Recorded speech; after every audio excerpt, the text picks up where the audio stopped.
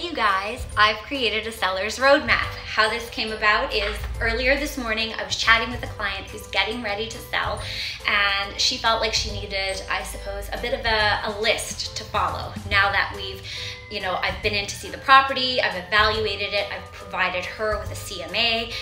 She wants to know now what the next steps are to be prepared for the transaction as we move forward. So I created this roadmap and I thought it was so useful that I would pop on here and share it with you all.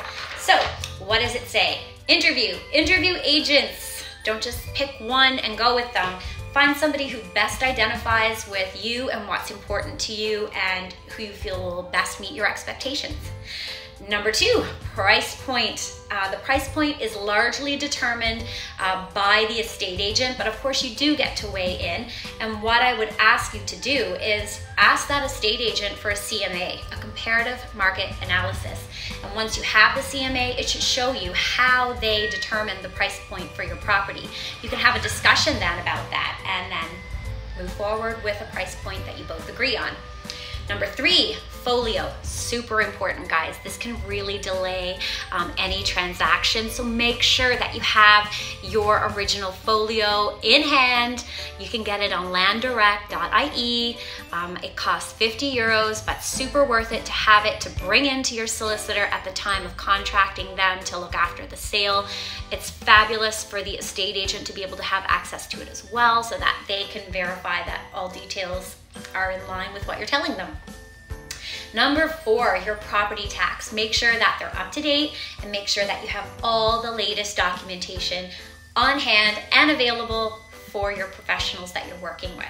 Engage with a solicitor. And if you don't have one, your estate agent definitely knows one and can refer you to a whole plethora of them. And once again, you can pick the one that suits you best.